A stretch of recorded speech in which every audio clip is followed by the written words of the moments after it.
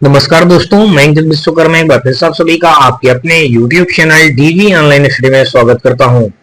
दोस्तों, जैसा कि आप सब देख रहे हैं कि यहाँ पे हम लोग वाईसीटी जनरल साइंस 2024 का दोस्तों जो ये बुक है, इसी बुक का हम लोग संपूर्ण अध्ययन कर रहे हैं। दोस्तों, इस बुक में आज जो हम लोग पढ़ेंगे दोस्तों केमिस्ट्री यानी कि रसायन विज्ञान पढ़ेंगे। दोस्तों, रसायन विज्ञान का आज हम लोग पार्ट नंबर 20 यानी कि 20वां अध्याय पढ़ेंगे, मतलब 20वां पार्ट पढ़ेंगे। और इस 20वें पार्ट में टोटल दोस्तों हम लोग 1901 नंबर से लेकर के 2000 नंबर तक के क्वेश्चनों को बहुत ही सिंपल और सरल तरीके से हल करना एवं पढ़ना हम लोग सीखेंगे। दोस्तों, अगर आपको इस वीडियो का कोई भी पार्ट थोड़ा सा भी पसंद आए तो आप हमारे वीडियो को लाइक करिएगा, अपने दोस्तों ज्यादा से ज्यादा शेयर करिएगा। साथ में दोस्तों यदि आप चैनल पे पहली बार आए हो तो चैनल को सब्सक्राइब कर घंटी जरूर दबा लीजिएगा। और दोस्तों, आप हमारे WhatsApp channel, Telegram channel, WhatsApp group से भी जुड़ सकते हैं। इन सबका लिंक दोस्तों आपको हमारे इसी वीडियो के डिस्क्रिप्शन पे मिल जाएगा, जहां से आप लोग आसानी से जुड़ सकते हैं।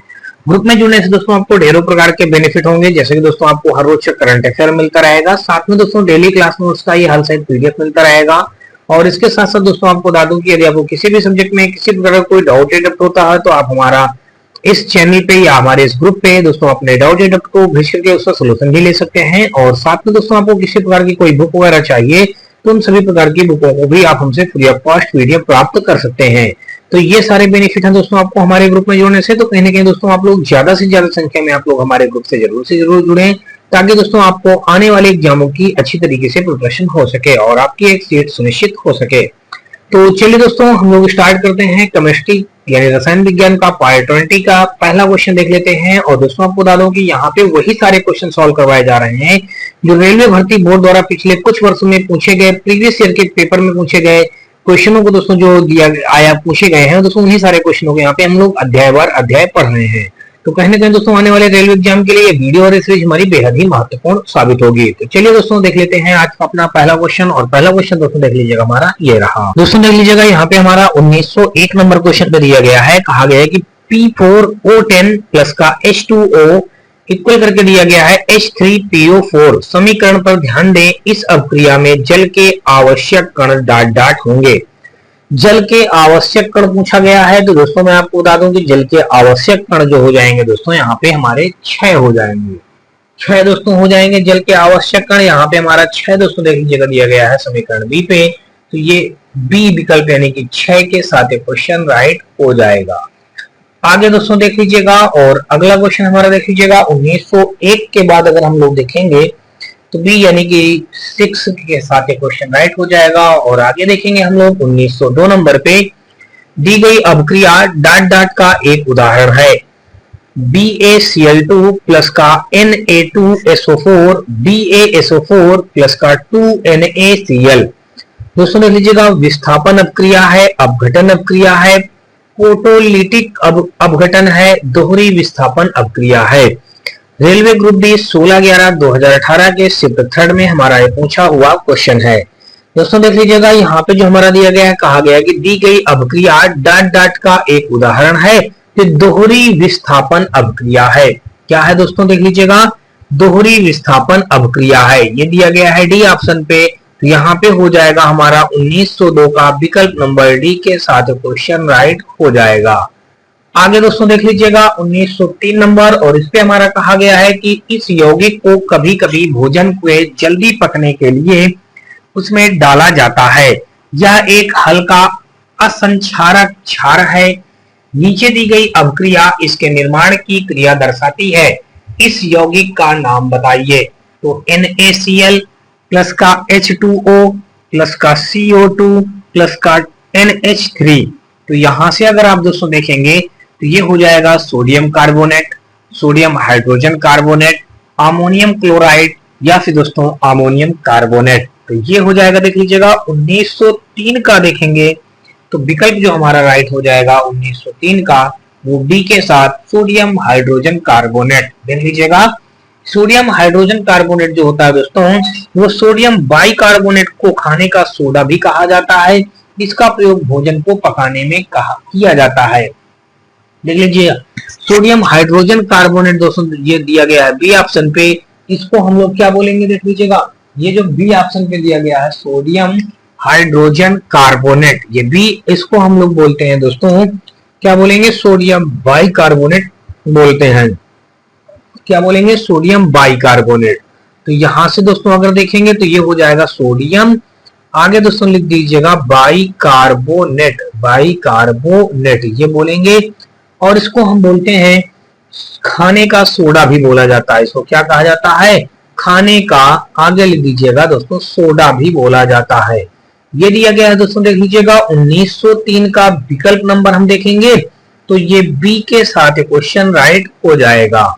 आगे दोस्तों देख लीजिएगा 1904 नंबर क्वेश्चन पे, और यहाँ पे हमारा दिया गया है, कहा गया है कि निम्नलिखित में से कौन सा या से कथन सत्य अथवा असत्य है। दो ऑप्शन दिए गए हैं, इनमें से हमको बताना है कि ये दोनों कथन सत्य हो जाएंगे या दोनों कथन असत्य हो जाएंगे। ये बात हमको क्लियर करके बतानी है। तो यहाँ पे कहा गया है क्वेश्चन पे कि निम्नलिखित प्रतिवर्ती अवक्रिया का एक उदाहरण है। देखिए क्या पूछा गया है, प्रतिवर्ती अवक्रिया का एक उदाहरण है। प्रतिवर्ती अवक्रिया का एक उदाहरण है, ये हो जाएगा N2G3H2 और प्लस का 2NH3। देख लीजिएगा 2N तो यहां से मिल जाएंगे हमको, देख लीजिएगा N2 यदि अभी गया है, 3 दूनी 6H2, 2 3 6 H6 हो जाएगा, H6 हमारा हो जाएगा। तो ये दोस्तों देख लीजिएगा पहला तो हमारा सत्य हो जाएगा। फिर कहा निम्नलिखित ऊष्मीय अपघटन अपक्रिया का एक उदाहरण है। देख लीजिएगा CaCO3 फिर CaO फिर CO2, देख लीजिएगा बिल्कुल सही है दोस्तों। देख लीजिएगा ये भी, ये ए और बी दोनों सत्य हैं, दिया गया है डी ऑप्शन पे। ये हो जाएगा 1904 का विकल्प नंबर हमारा डी के साथ क्वेश्चन राइट हो जाएगा। आगे दोस्तों देख लीजिएगा 1905 नंबर, और इस पे कहा गया है कि दी गई रासायनिक अभिक्रिया को पूर्ण करें। दी गई रासायनिक अभिक्रिया को पूर्ण करें, यहाँ पे दिया गया है CH3 CH2OH प्लस का 3O2। तो दोस्तों देख लीजिएगा यहाँ पे जो हमारा 1905 नंबर में जो दिया गया है, इस पे जो राइट हो जाएगा दोस्तों देख लीजिएगा, ये ग्रुप डी 2018 में क्वेश्चन पूछा हुआ है। यहाँ पे दिया गया कि दी गई रासायनिक अभिक्रिया को पूर्ण करें। तो देख लीजिएगा यहाँ पे अगर हम लिख दिया 2CO2, देख लीजिएगा हमने रख दिया यहाँ पे 2CO2 रख दिया, प्लस का 3H2O लिख दिया। आगे क्या लिख दिया दोस्तों हमने, प्लस का यहाँ पे 3H2O लिख दिया। और आगे हमने यहाँ पे दोस्तों क्या कर दिया, ऊर्जा को वैसे ही लगा दिया, प्लस का हमने लिख दिया दोस्तों यहाँ पे ऊर्जा लिख दिया। तो यहाँ से अगर आप देखेंगे 2CO2 प्लस का 3H2O प्लस का ऊर्जा, ये दोस्तों देख लीजिएगा सी में हमारा दिया गया है। तो यही हमारे इस क्वेश्चन का राइट आंसर हो जाएगा। अगला दोस्तों देख लीजिएगा 1905 का विकल्प नंबर हमारा सी के साथ क्वेश्चन राइट हो जाएगा। नेक्स्ट दोस्तों देख लीजिएगा 1905 का हमारा आगे देखेंगे 1906 नंबर, और इस पे हमारा कहा गया है क्वेश्चन पे कि उत्प्रेरक वे पदार्थ हैं जो क्या होता है, देख लीजिएगा उत्प्रेरक वे पदार्थ हैं जो अभिकारकों को मुक्त करते हैं, अवक्रियाओं को तीव्र कर देते हैं, अवक्रियाओं को निष्क्रिय कर देते हैं, या अवक्रियाओं को उत्क्रमणीय कर देते हैं। तो 1906 का अगर आप देखेंगे विकल्प जो दिया गया है बी ऑप्शन, अवक्रियाओं को तीव्र कर देते हैं। देख लीजिएगा अवक्रियाओं को क्या कर देते हैं, तीव्र कर देते हैं। ये 1906 का विकल्प हमारा बी के साथ क्वेश्चन राइट हो जाएगा। 1907 नंबर में देख लीजिएगा, और इसमें कहा है कि Fe प्लस का CuSO4 इक्वल FeSO4 प्लस का Cu। दी गई अभिक्रिया निम्न का एक उदाहरण है। अपघटन अभिक्रिया है, दहन अभिक्रिया है, योगात्मक अभिक्रिया है, या प्रतिस्थापन अभिक्रिया है। तो देखेंगे तो 1907 का जो हो जाएगा हमारा, देख लीजिएगा प्रतिस्थापन अभिक्रिया है। ये दिया गया है हमारा डी ऑप्शन पे। तो 1907 का विकल्प हमारा डी के साथ क्वेश्चन राइट हो जाएगा। आगे दोस्तों देख लीजिएगा 1908 नंबर, और इसमें कहा है कि CaO प्लस का H2O फिर CaOH का होल ट्वाइस, देख लीजिएगा OH का होल ट्वाइस दी गई प्रतिक्रिया डाट प्रतिक्रिया का एक उदाहरण है। किसकी प्रतिक्रिया का एक उदाहरण दोस्तों, संयोजन प्रतिक्रिया का एक उदाहरण है। दोस्तों देख लीजिएगा यहाँ पे अगर आप लिखेंगे संयोजन, क्या लिखेंगे, संयोजन दिया गया है सी ऑप्शन पे। तो 1908 का विकल्प नंबर हमारा सी के साथ क्वेश्चन राइट हो जाएगा। आगे दोस्तों देख लीजिएगा 1909 नंबर क्वेश्चन, और इस पे कहा है कि निम्नलिखित में से कौन सा या से कथन सत्य या असत्य है। कथन में बताया गया है कि नीचे दिया गया उदाहरण अप्रत्यावर्ती अभिक्रिया का है, नीचे दिया गया उदाहरण दोहरी विस्थापन अभिक्रिया का है।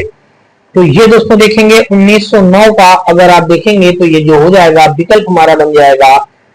देख लीजिएगा नीचे दिया गया उदाहरण अप्रत्यावर्ती अपक्रिया है, तो दोस्तों ये क्या हो जाएगा, गलत दिया गया है। अप्रत्यावर्ती अपक्रिया का है तो ये जो इक्वेशन दिया गया गलत दिया गया। नीचे दिया गया उदाहरण दोहरी विस्थापन अपक्रिया का है तो ये भी गलत दिया गया है।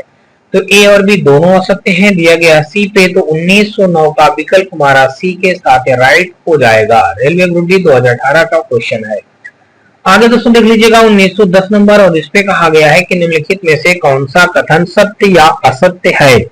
तो 1910 में दोस्तों देख लीजिएगा हमारा जो दिया गया है, इस पे ये कहा गया है कि निम्नलिखित अभिक्रिया उत्क्रमणीय अभिक्रिया का एक उदाहरण है। देख लीजिएगा निम्नलिखित अभिक्रिया उत्क्रमणीय अभिक्रिया का एक उदाहरण है, तो ये बात हमारी सत्य है। हाँ भाई, उत्क्रमणीय अभिक्रिया का उदाहरण ये है, सही कह रहा है। निम्नलिखित अभिक्रिया ऊष्मीय अपघटन अभिक्रिया का एक उदाहरण है। CaCO3 फिर आगे CaO प्लस का CO2, ये भाई हाँ हमारा अपघटन अभिक्रिया का एक उदाहरण है। ये भी बात सही बताई गई है। तो 1910 का अगर आप देखेंगे तो विकल्प हो जाएगा हमारा यहाँ पे सी के साथ ए और बी दोनों सत्य हैं। क्या हो जाएगा भाई, ए और बी दोनों सत्य हैं। तो ये देख लीजिएगा ये दिया गया है 1910 का हमारा सी ऑप्शन पे विकल्प नंबर सी के साथ क्वेश्चन राइट हो जाएगा। 1911 नंबर देख लीजिएगा, और इस पे हमारा कहा गया है क्वेश्चन पे, इस पे ये बताया गया है कि निम्नलिखित में से कौन सा कथन सत्य अथवा असत्य होगा। ये भी वही बात यहाँ पे कही गई है, निम्नलिखित अप्रत्यावर्ती अभिक्रिया का एक उदाहरण है। अब देख लीजिएगा यहाँ पे कहा गया अप्रत्यावर्ती अभिक्रिया का एक उदाहरण है। तो दोस्तों देख लीजिएगा जो एक क्वेश्चन दी गई है तो ये अप्रत्यावर्ती अभिक्रिया का एक उदाहरण नहीं है, तो ये गलत हो जाएगा। संयोजक अभिक्रिया का एक उदाहरण है 2Mg प्लस का O2। देखिए 2Mg प्लस का O2 देख लीजिएगा ये हमारा हो जाएगा, ये संयोजक अभिक्रिया का हमारा उदाहरण बन जाएगा।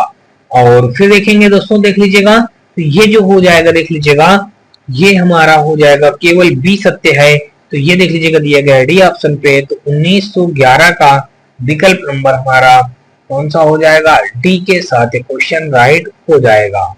आगे दोस्तों देख लीजिएगा 1912 नंबर, और इस पे हमारा देख लीजिएगा दिया गया है कि Pb प्लस का CuCl2 इक्वल PbCl2 और प्लस का Cu दी गई समीकरण डॉट डॉट अपक्रिया का एक विस्थापन है।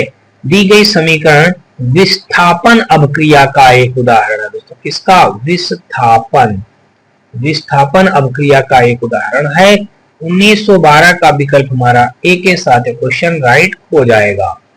आगे दोस्तों देख लीजिएगा 1913 नंबर, इसमें कहा है कि अधिक सांद्रित H2SO4 के साथ 443 के पर इथेनॉल गर्म करने पर इथेनॉल के निर्जलीकरण में प्राप्त होता है।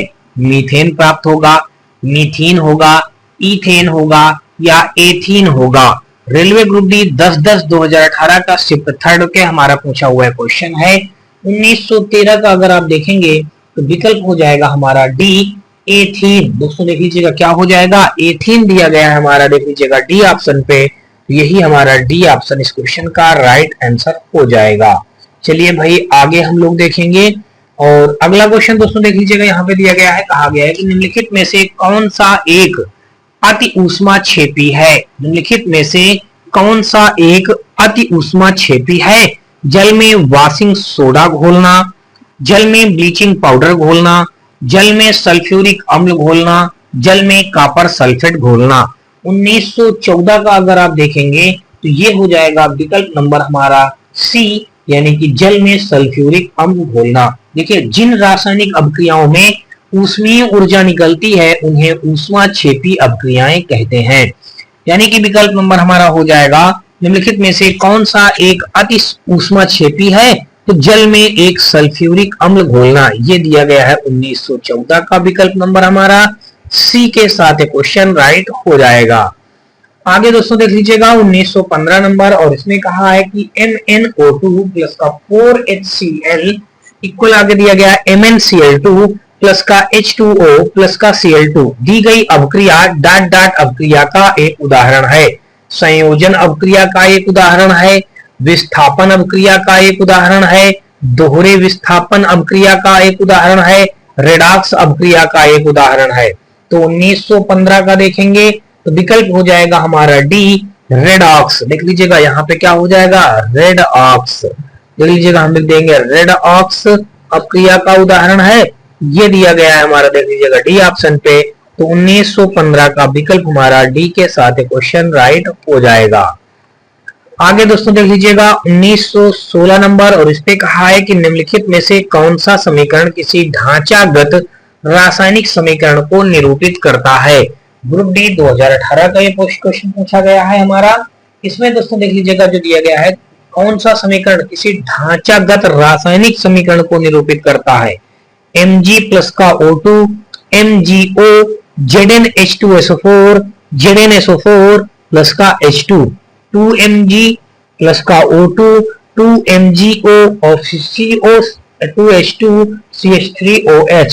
तो ये हो जाएगा दोस्तों, देख लीजिएगा यहाँ पे इस क्वेश्चन का राइट आंसर हो जाएगा ये Mg प्लस का O2 बराबर MgO। ये 1916 का विकल्प हमारा ए के साथ क्वेश्चन राइट बन जाएगा।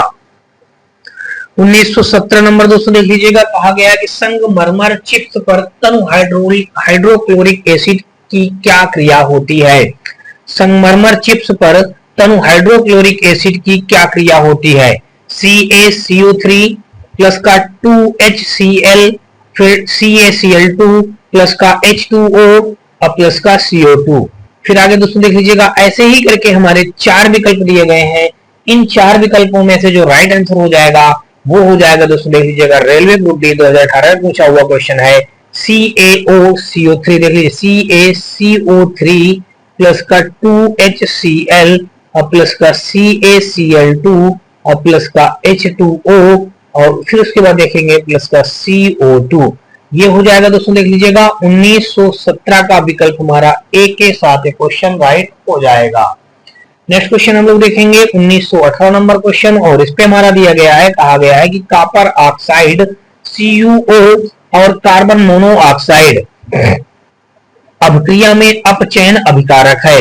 CO2, CuO, CO और Cu। ये ग्रुप डी 2018 का हमारा ये भी क्वेश्चन पूछा गया है। तो ये अगर देखेंगे तो ये क्या हो जाएगा दोस्तों, देख लीजिएगा यहाँ पे दोस्तों देख लीजिएगा, ये जो हमारा दिया गया है कॉपर ऑक्साइड CuO और कार्बन मोनोऑक्साइड CO अभिक्रिया में अपचयन अभिक्रिया है। तो अपचयन अभिक्रिया देखेंगे तो CuO कॉपर ऑक्साइड प्लस का CO अब इक्वल दोस्तों देख लीजिएगा आगे कर देंगे उत्पाद, यानी कि ये दोस्तों देख लीजिए आगे क्या होगा हमारे उत्पाद, फिर Cu और प्लस का CO2।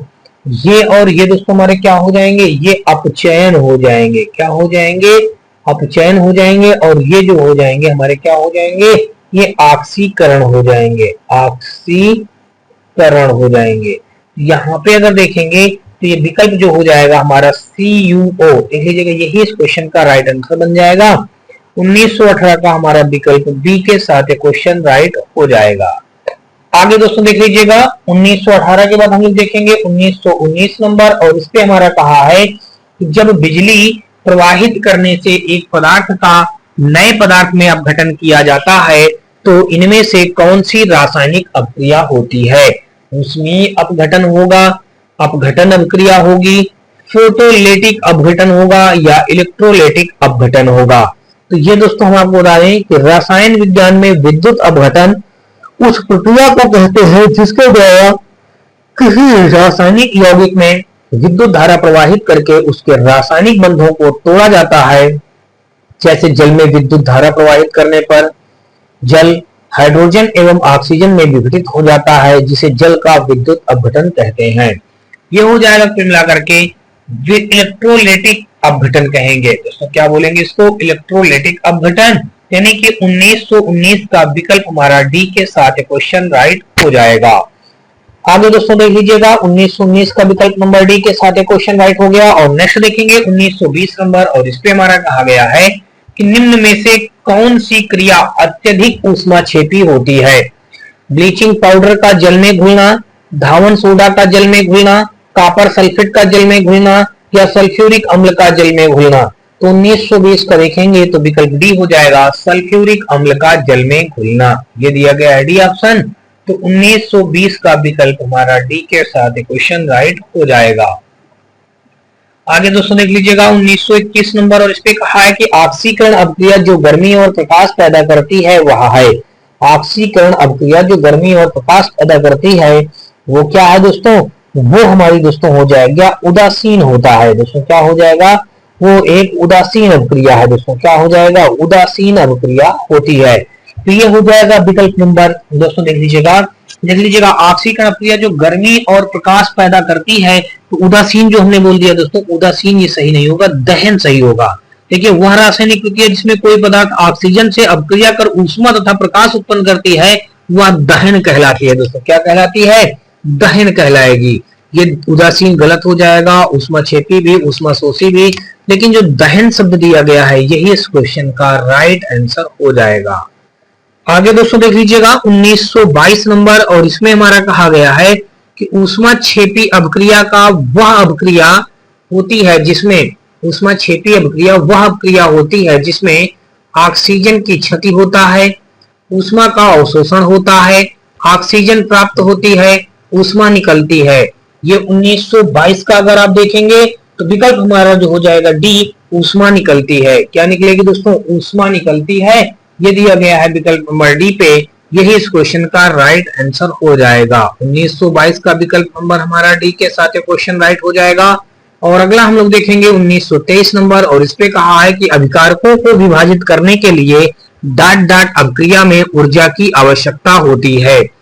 अभिकारकों को विभाजित करने के लिए डाट डाट अभिक्रिया में ऊर्जा की आवश्यकता होती है। 1923 का देखेंगे तो ये हो जाएगा अपघटन। देखिए अभिकारकों को विभाजित करने के लिए अपघटन अभिक्रिया की, अपघटन देख लीजिएगा, अपघटन अभिक्रिया में ऊर्जा की आवश्यकता होती है, दिया गया है बी ऑप्शन पे। तो 1923 का विकल्प हमारा बी के साथ क्वेश्चन राइट हो जाएगा। आगे दोस्तों देख लीजिएगा 1924 नंबर, और इस पे कहा है कि निम्नलिखित में से कौन सा कथन सत्य अथवा असत्य है। निम्नलिखित प्रत्यावर्ती अभिक्रिया का एक उदाहरण है N2G3H2G2NH3। तो दोस्तों देखेंगे अब बी ऑप्शन में देख लीजिएगा दिया गया है निम्नलिखित ऊष्मीय अपघटन का एक उदाहरण है CaCO3, फिर CaO और प्लस का CO2। तो देख लीजिएगा यहाँ पे कौन कौन से कथन सत्य व असत्य हो जाएंगे। तो ये 1924 का जो हो जाएगा हमारा दोस्तों देख लीजिएगा, यहाँ पे जो पहला कथन दिया गया प्रत्यावर्ती अभिक्रिया का एक उदाहरण है, तो ये बात बिल्कुल सही है।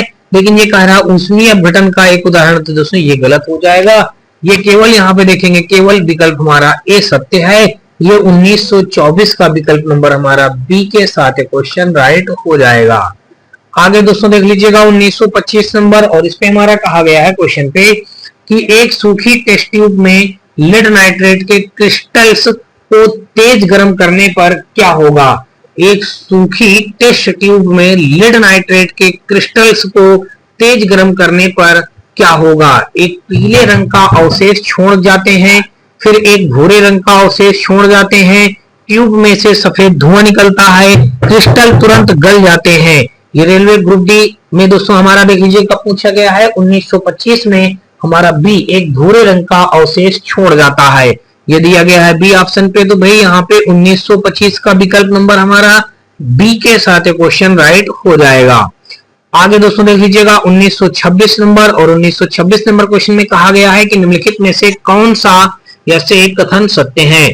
उत्क्रमणीय अभिक्रिया जब वसा और तेल का ऑक्सीकरण होता है तो उनमें उत्क्रमणीय अभिक्रिया होती है और उनकी गंध और स्वाद बदल जाते हैं। पहला ऑप्शन हो गया। अब दोस्तों देख लीजिएगा दूसरा ऑप्शन अगर यहां से आप देखेंगे तो ये हो जाएगा, कहा गया है कि यदि किसी अभिक्रियाशील धातु के पृष्ठ पर हवा, पानी या उसके आसपास के अन्य पदार्थों का प्रभाव पड़ता है तो इसे संक्षारित होना कहा जाता है, और इस प्रभाव को संक्षारण कहते हैं। ये बात सही है, लेकिन पहली वाली जो गलत बात हो जाएगी। तो केवल बी सत्य है। दोस्तों देख लीजिएगा 1926 का विकल्प नंबर हमारा यहाँ पे क्या हो जाएगा, ए के साथ। दोस्तों देख लीजिएगा ए हमारा देख लीजिएगा दिएगा, केवल बी सत्य है, तो ये ए के साथ ये क्वेश्चन हमारा राइट हो जाएगा।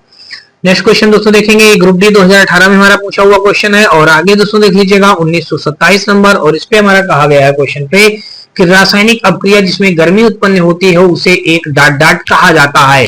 ऊष्माक्षेपी अपक्रिया कहा जाएगा, दहन अपक्रिया कहा जाएगा, विस्थापन अपक्रिया कहा जाएगा, या ऊष्माशोषी अपक्रिया कहा जाएगा, या दोस्तों देख लीजिएगा जिन अपक्रियाओं में उत्पाद के निर्माण के साथ साथ ऊष्मा गर्मी भी उत्पन्न होती है उन्हें ऊष्माक्षेपी रासायनिक अपक्रिया कहते हैं। क्या कहा जाता है? ऊष्माक्षेपी रासायनिक अपक्रिया कहा जाएगा।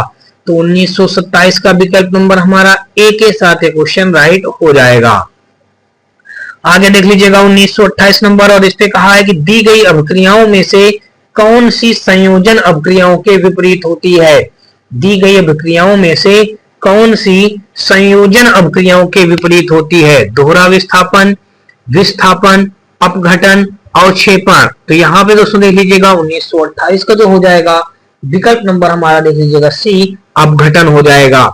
दी गई अपक्रियाओं में से कौन सी संयोजन अपक्रिया के विपरीत होती है? तो ये अपघटन अपक्रिया के विपरीत हो जाएगा। 1928 का विकल्प नंबर हमारा सी के साथ क्वेश्चन राइट हो जाएगा।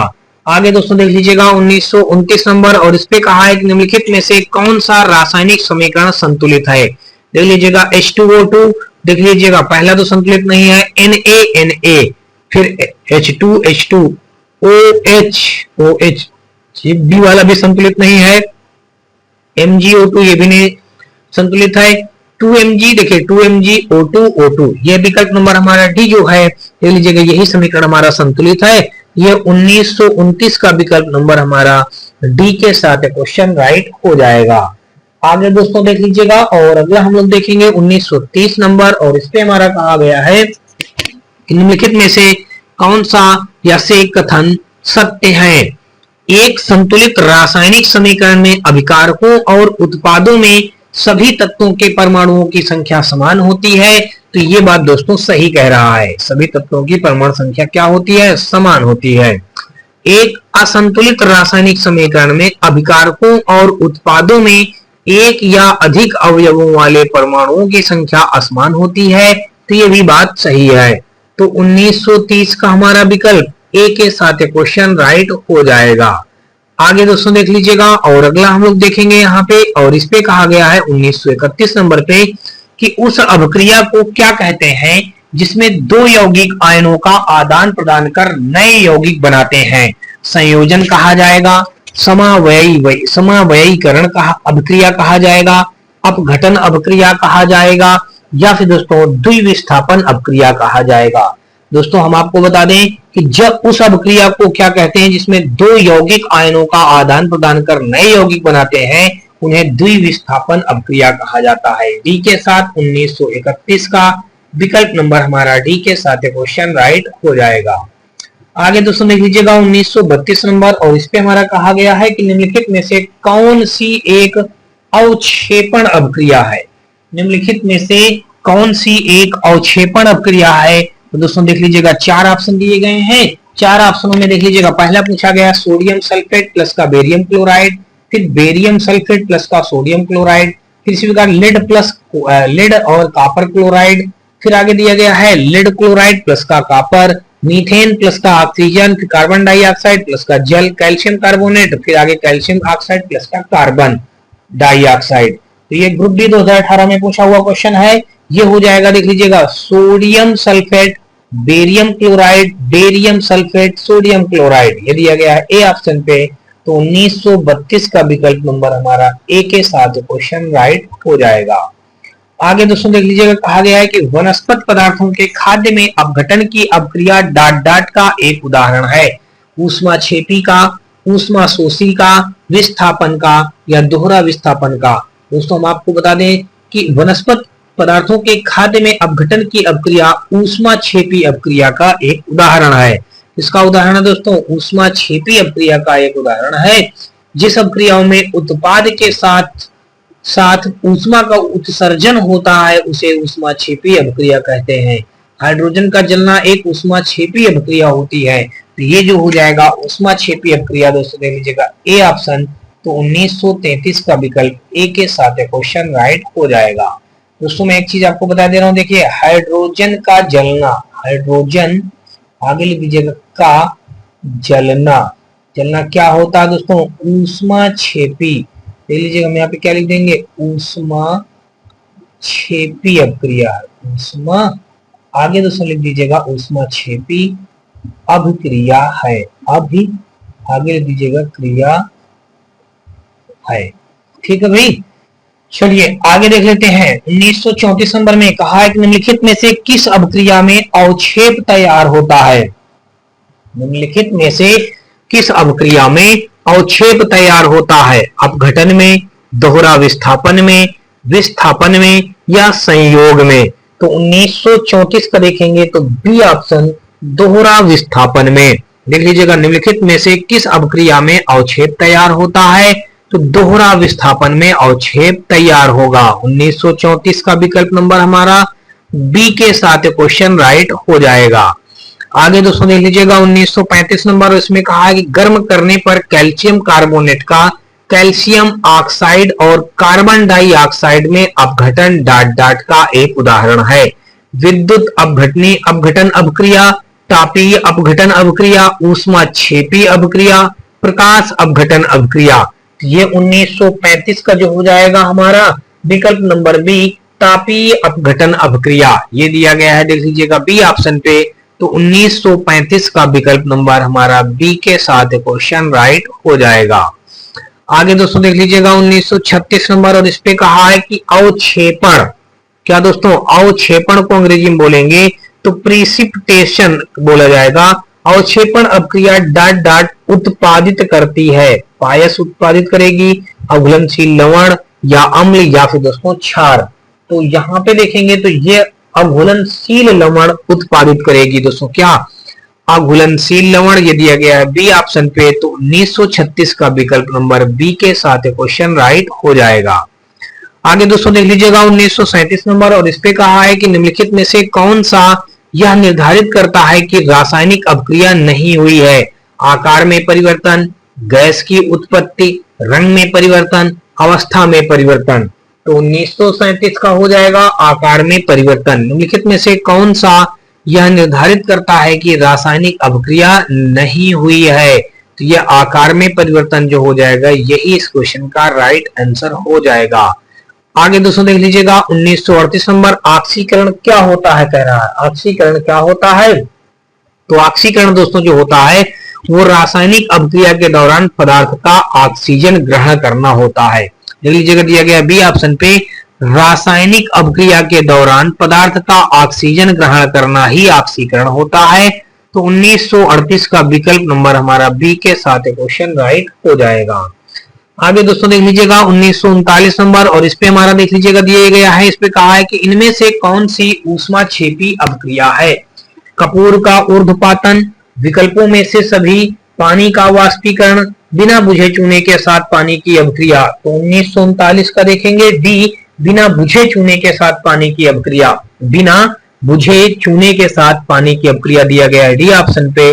तो 1939 का विकल्प नंबर हमारा डी के साथ क्वेश्चन राइट हो जाएगा। आगे दोस्तों देख लीजिएगा, आगे देख लीजिएगा, अब हमारा यहाँ पे 22वां अध्याय स्टार्ट हो रहा है, विविध यानी कि मिसलेनियस, यानी कि इसी अध्याय से हमारा चैप्टर भी फिनिश हो जाएगा दोस्तों। इस पार्ट के बाद एक हम लोग नए अध्याय और पढ़ेंगे और उसी नए पार्ट और पढ़ेंगे, और उसी नए पार्ट से ही हमारा ये पूरा केमिस्ट्री फिनिश हो जाएगा।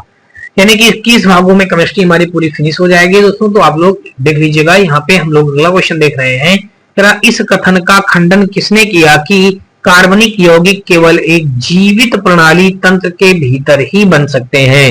रदरफोर्ड ने, वोहलर ने, चार्ल्स ने या डाल्टन ने। दोस्तों हम आपको बता दें कि वोहलर ने कार्बनिक यौगिक केवल एक जीवित प्राणी या तंत्र के भीतर ही बन सकते हैं, इसका खंडन इन्होंने वोहलर ने किया था। 1940 का देखेंगे तो विकल्प हमारा बी हो जाएगा, इस क्वेश्चन का राइट आंसर हो जाएगा। अब दोस्तों देख लीजिएगा, और अगला दोस्तों देख लीजिएगा, यहाँ पे हमारा 1941 नंबर में दिया गया है कि फेरस सल्फेट क्रिस्टल के पूर्ण अपघटन के दौरान कौन सी गैस निकलती है। तो यहाँ पे दोस्तों SO2 और SO3 दोनों गैसें निकलती हैं। फेरस सल्फेट क्रिस्टल के पूर्ण अपघटन के दौरान, देख लीजिएगा, फेरस सल्फेट क्रिस्टल के पूर्ण अपघटन के दौरान कौन सी गैस निकलती है, तो SO2 और SO3 निकलती है। तो 1941 का विकल्प नंबर हमारा सी के साथ क्वेश्चन राइट हो जाएगा। अगला दोस्तों देख लीजिएगा, रेलवे ग्रुप डी 2022 में हमारा क्वेश्चन पूछा गया है और आगे हम लोग देखेंगे। कहा गया कि जब सोडियम सल्फाइड और तनु हाइड्रोक्लोरिक अम्ल के साथ अभिक्रिया करता है तो दुर्गंध युक्त गैस उत्पन्न होती है, या दुर्गंध युक्त गैस डॉट डॉट है, SO2 है, H2S है, H2 है, या फिर दोस्तों SO3 है।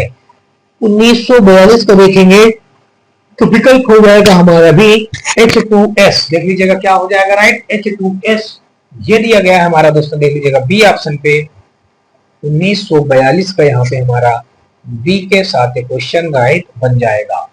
नेक्स्ट क्वेश्चन हम लोग देखेंगे 1942 के बाद हम लोग देखेंगे दोस्तों, देख लीजिएगा 1943 नंबर क्वेश्चन, और इस पे कहा है कि इनमें से कौन सी संरचना कार्बन परमाणुओं की एक बंद श्रृंखला से बनती है। कार्बन परमाणुओं की एक बंद श्रृंखला से बनती है। शाखित श्रृंखला संरचना, वलयी संरचना, अचक्रीय संरचना, सीधी श्रृंखला संरचना। तो यहाँ पे अगर आप देखेंगे ये हो जाएगा वलयी संरचना। कौन सा हो जाएगा दोस्तों, वलयी संरचना दोस्तों देख लीजिएगा दिया गया है बी ऑप्शन पे। तो विकल्प हमारा देख लीजिएगा बी 1943 का विकल्प नंबर हमारा बी के साथ क्वेश्चन राइट हो जाएगा। आगे देख लीजिएगा 1944 नंबर, और इस पे हमारा कहा गया है कि इनमें से कौन सा तत्व प्रकृति में द्विपरमाणु अणु के रूप में मौजूद नहीं है। इनमें से कौन सा तत्व प्रकृति में द्विपरमाणु अणु के रूप में मौजूद नहीं है। हाइड्रोजन हो गया, हीलियम हो गया, नाइट्रोजन हो गया, या फिर दोस्तों क्लोरीन हो गया। तो इसका ऑप्शन अगर आप देखेंगे तो 1944 में जो हो जाएगा बी ऑप्शन हीलियम हो जाएगा। क्या हो जाएगा दोस्तों, हीलियम। तो देख लीजिएगा 1944 का विकल्प नंबर हमारा बी के साथ क्वेश्चन राइट बन जाएगा। आगे दोस्तों देख लीजिएगा 1945 नंबर, और इस पे कहा गया है कि निम्न में से कौन सा तत्व कार्बन के समान श्रृंखलन गुण प्रदर्शित करता है। पोटेशियम, NeO और Si। दोस्तों देख लीजिएगा 1945 का अगर आप देखेंगे तो ये हो जाएगा हमारा, देख लीजिएगा क्या हो जाएगा दोस्तों, सिलिकॉन, यानी कि डी ऑप्शन। तो क्या कार्बन के समान श्रृंखला का गुण सिलिकॉन प्रदर्शित करता है। कार्बन में कार्बन के ही अन्य परमाणुओं के साथ आबंध बनाने की अद्वितीय क्षमता होती है, जिससे बड़ी संख्या में अणु बनते हैं। इस गुण को श्रृंखलान कहते हैं। दोस्तों देख लीजिएगा सिलिकॉन ये दिया गया है डी ऑप्शन पे। तो 1945 का विकल्प नंबर हमारा डी के साथ क्वेश्चन राइट हो जाएगा। आगे दोस्तों देख लीजिएगा 1945 के बाद हम लोग देखेंगे 1946 नंबर, और इस पे हमारा कहा गया है कि निम्नलिखित में से किस अणु में 3 कार्बन परमाणु होते हैं। कार्बन डाइऑक्साइड, एथेनॉल, पाइरुविक अम्ल, या फिर दोस्तों ग्लूकोज। 1946 का देखेंगे तो विकल्प जो सी दिया गया है पाइरुविक अम्ल, ये देख लीजिएगा ग्रुप डी 2022 में हमारा क्वेश्चन पूछा गया है। 1946 का विकल्प हमारा सी के साथ क्वेश्चन राइट हो जाएगा। आगे देख लीजिएगा 1947 नंबर का है कॉपर निम्न प्रकार के से सांद्र नाइट्रिक अम्ल के साथ अपक्रिया करके क्यूप्रिक नाइट्रेट तथा नाइट्रोजन डाइऑक्साइड बनाता है।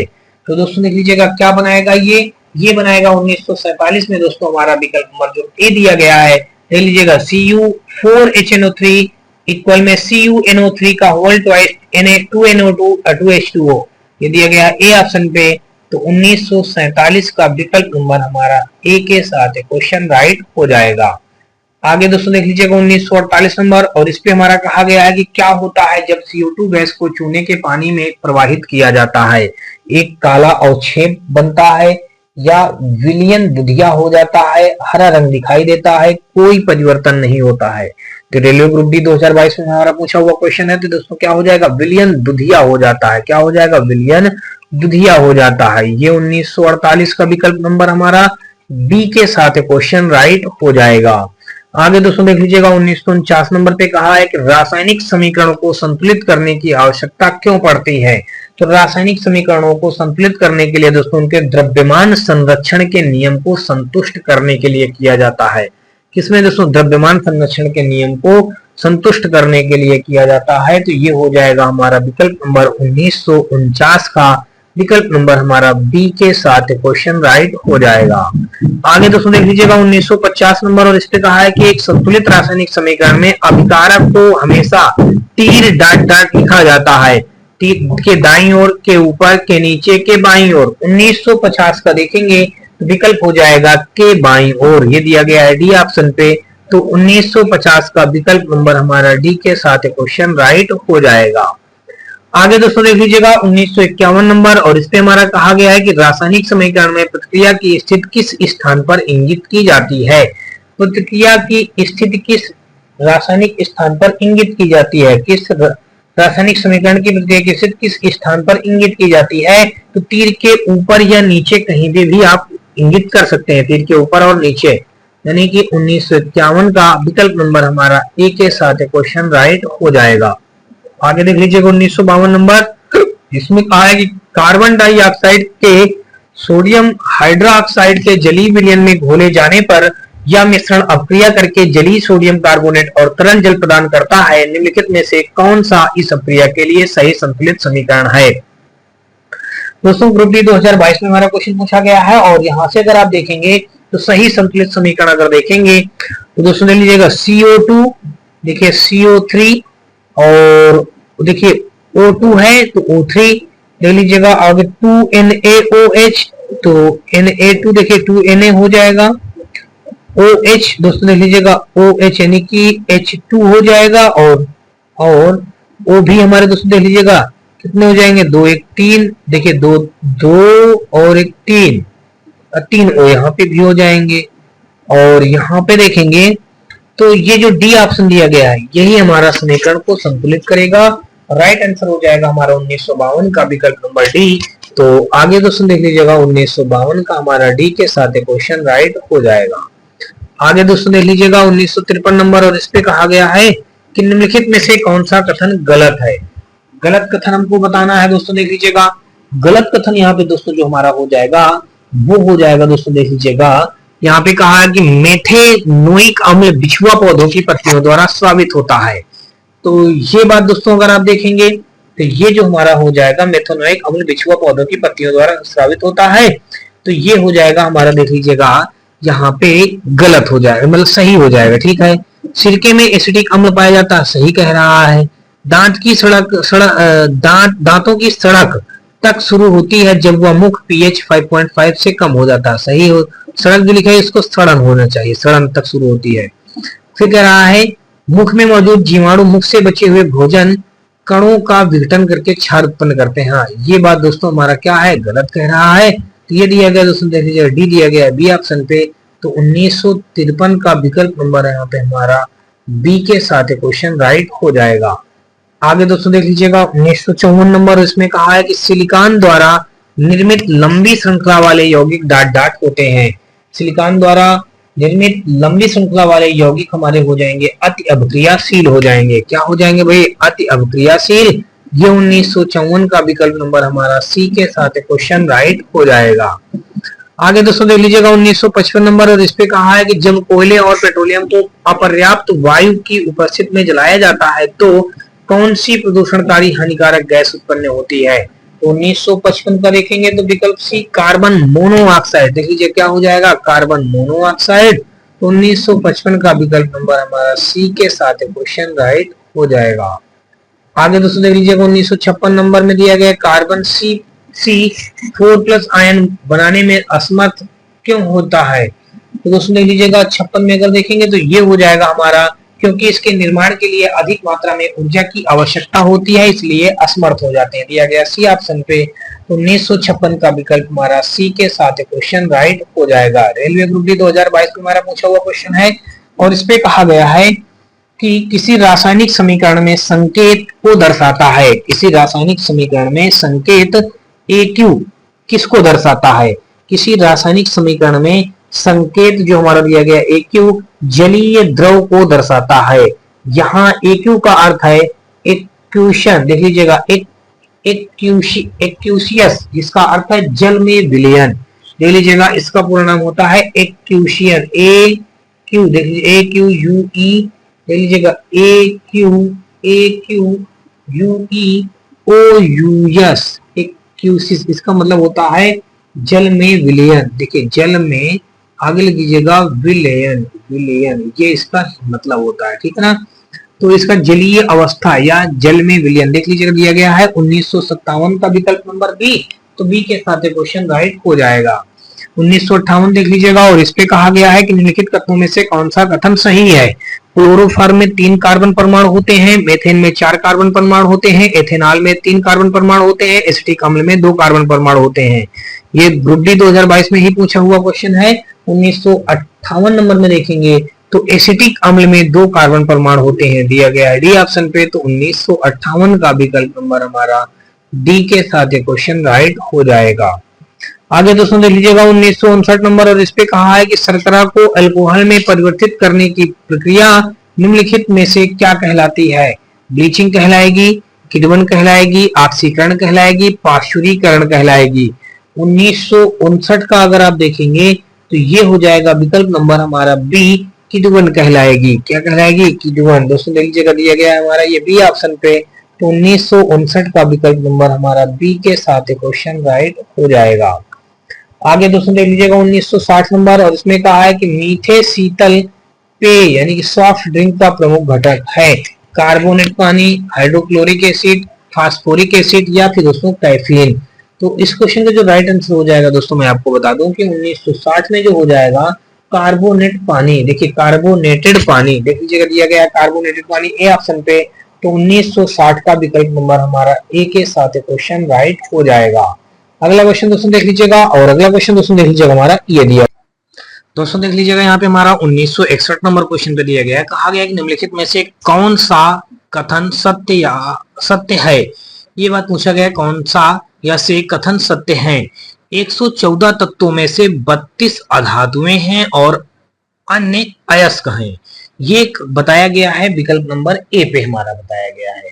तो यहां से अगर आप देखेंगे तो ये क्या हो जाएगा, ये गलत बात है। यहाँ पे जिसने बताया गया कि 114 तत्वों में से 22 अधातुएं हैं, अन्य सभी अयस्क हैं, तो गलत कह दिया गया है। फिर कहा है कि प्रत्येक अयस्क एक खनिज है परंतु प्रत्येक खनिज एक अयस्क नहीं है। ये बात सही कही गई है। तो केवल कथन हमारा बी ही सत्य हो जाएगा। तो ये 1961 का विकल्प नंबर हमारा डी के साथ क्वेश्चन राइट हो जाएगा। रेलवे ग्रुप डी 2018 में पूछा हुआ क्वेश्चन है। और आगे दोस्तों देख लीजिएगा 1962 नंबर और इसमें कहा है कि ग्लिसरॉल को डाट डाट के साथ मिलाने पर लिपिड बनते हैं। ग्लिसरॉल को डाट डाट के साथ मिलाने पर लिपिड बनते हैं। तो ये हो जाएगा वसीय अम्ल के साथ मिलाने पर लिपिड बनते हैं। तो 1962 का विकल्प नंबर हमारा ए के साथ क्वेश्चन राइट हो जाएगा। आगे दोस्तों देख लीजिएगा निम्न में से कौन कथन सही या गलत है। निम्न में से कौन कथन सही या गलत है। उस कथन में कहा गया सोडियम का लैटिन नाम नेट्रियम है, चांदी का लैटिन नाम अर्जेंटम है, अर्जेंटम है। तो दोस्तों देख लीजिएगा इसने जो बताया है कहा है कि सोडियम का लैटिन नाम नेट्रियम है और चांदी का लैटिन नाम अर्जेंटम है। तो ये 1963 का दोस्तों आपको मैं बता दूं यहाँ पे जो बता दिया गया है केवल देख लीजिएगा दोनों ही कथन ए और बी सही माने जाएंगे।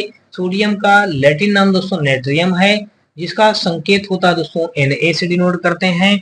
और दोस्तों चांदी का लैटिन नाम दोस्तों अर्जेंटम है। तो ये भी बात दोस्तों सही है, इसको हम Ag से डिनोट करते हैं। तो देख लीजिएगा चांदी को दोस्तों हम लोग Ag से और उसके बाद सोडियम को हम दोस्तों Na से। इनका जो लैटिन नाम दिया गया दोनों सत्य हैं। देखिए दोनों कथन ए और बी सही हैं। तो 1963 का विकल्प नंबर हमारा सी के साथ क्वेश्चन राइट हो जाएगा। 1964 नंबर दोस्तों देख लीजिएगा और इस पे हमारा कहा गया है कि पेट्रोल की गाड़ी के एग्जॉस्ट से न्यूनतम हाइड्रोकार्बन निर्मुक्त होगा जब गाड़ी क्या होगी। दोस्तों देख लीजिएगा जब गाड़ी हमारी स्थिर होगी, तेज चल रही है, को ब्रेक लगाया जाए, धीमी हो रही है। तो फिर से समझ लीजिएगा पेट्रोल की गाड़ी के एग्जॉस्ट से न्यूनतम हाइड्रोकार्बन निर्मुक्त होगा जब गाड़ी क्या होगा दोस्तों। 1964 का अगर आप देखेंगे तो विकल्प हो जाएगा बी, तेज चल रही हो। जब गाड़ी क्या हो, तेज चल रही हो। ये दिया गया है बी ऑप्शन पे। तो 1964 का हमारा विकल्प नंबर बी के साथ क्वेश्चन राइट हो जाएगा। आगे दोस्तों देख लीजिएगा 1965 नंबर और इस पे कहा है कि असंतृप्त यौगिकों के दहन के दौरान डाट डाट देखी जाती है। साफ लौ देखी जाती है, नीली लौ देखी जाती है, लाल लौ देखी जाती है, पीली लौ देखी जाती है। असंतृप्त यौगिकों के दहन के दौरान डाट डाट देखी जाती है। तो साफ लौ, नीली लौ, लाल लौ या फिर पीली लौ। तो ये दोस्तों 1965 का हमारा जो विकल्प हो जाएगा, ये बन जाएगा दोस्तों 1965 का विकल्प नंबर हमारा क्या हो जाएगा दोस्तों, ये हो जाएगा डी, पीली लौ देखी जा सकती है दोस्तों। कौन सी लौ? पीली लौ। ये दिया गया डी ऑप्शन पे, तो 1965 का हमारा डी के साथ क्वेश्चन राइट हो जाएगा। आगे दोस्तों देख लीजिएगा 1966 नंबर, और इस पे कहा है कि निम्नलिखित में से कौन सा एक धातु और अधातु दोनों के रूप में ही कार्य नहीं करता है? Boron, arsenic, bismuth, germanium.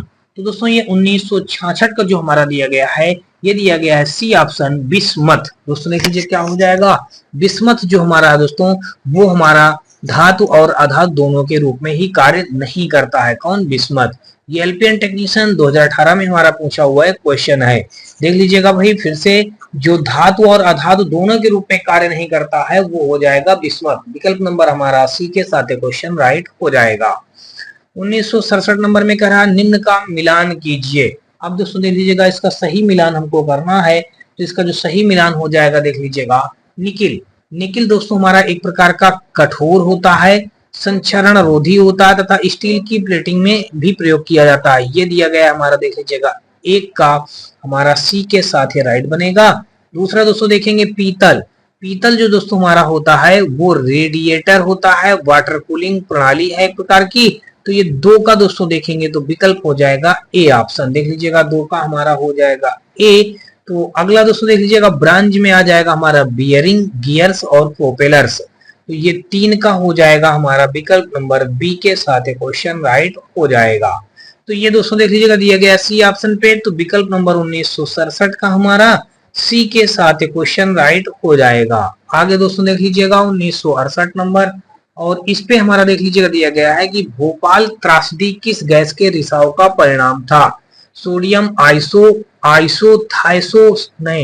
Sodium isothiocyanate या पोटेशियम आइसोथायोसाइनेट या इथाइल आइसोसाइनेट या मिथाइल आइसोसाइनेट। ये रेलवे जेई 2014 वाले पेपर में पूछा गया था। 1968 का अगर दोस्तों आप देखेंगे तो भोपाल गैस त्रासदी जो हुई थी दोस्तों, मिथाइल आइसोसाइनाइड गैस के रिसाव के कारण हुआ था। ये दोस्तों कब हुआ था? ये भोपाल शहर में दोस्तों 3 दिसंबर 1984 को एक भयानक औद्योगिक दुर्घटना हुई थी। कब हुई थी दोस्तों? जिसमें लगभग 15,000 से अधिक लोगों की जान गई थी तथा बहुत सारे लोग अनेक तरह की शारीरिक अपंगता से लेकर अंधेपन के भी शिकार हुए थे। यही इसी को दोस्तों हम लोग भोपाल गैस कांड बोलते हैं।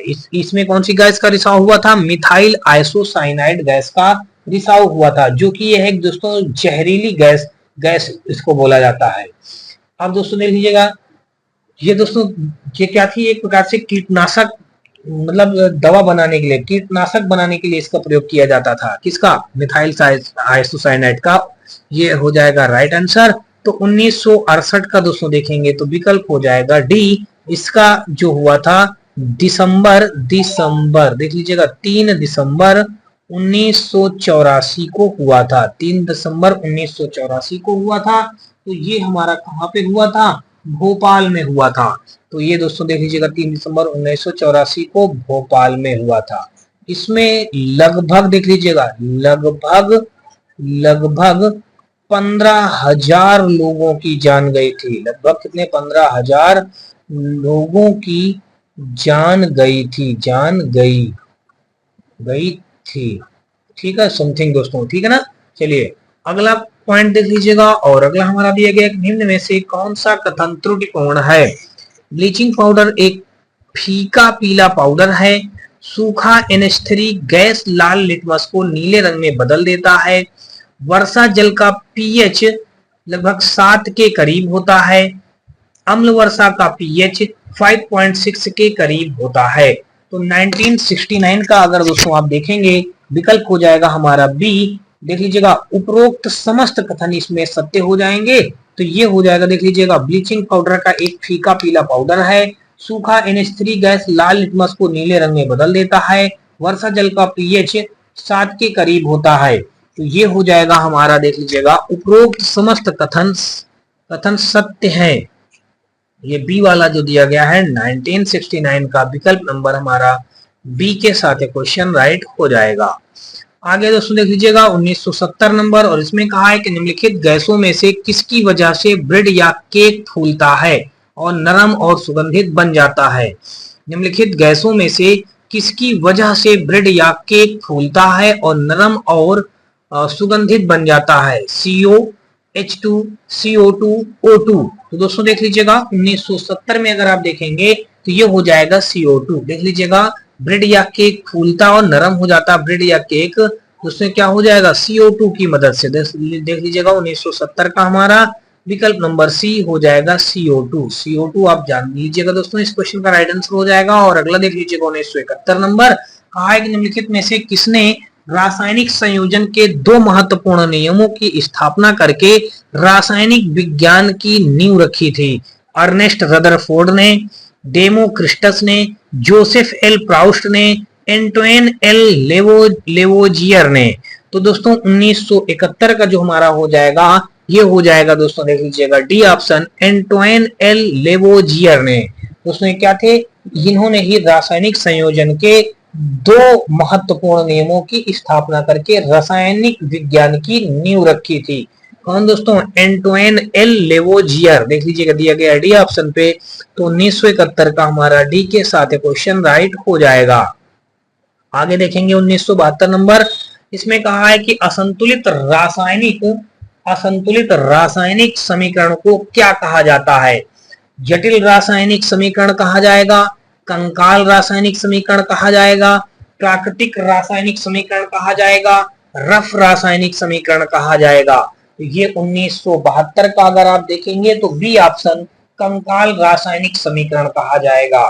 दोस्तों क्या कहा जाएगा, कंकाल रासायनिक समीकरण। ये हो जाएगा 1972 का विकल्प नंबर हमारा बी के साथ क्वेश्चन राइट हो जाएगा। और नेक्स्ट क्वेश्चन हम लोग देखेंगे 1973 नंबर, और इस पे कहा है कि उस विकल्प का चयन करें जो दूसरे कॉलम के घटकों के साथ पहले कॉलम के घटकों से सही रूप में मेल खाता है।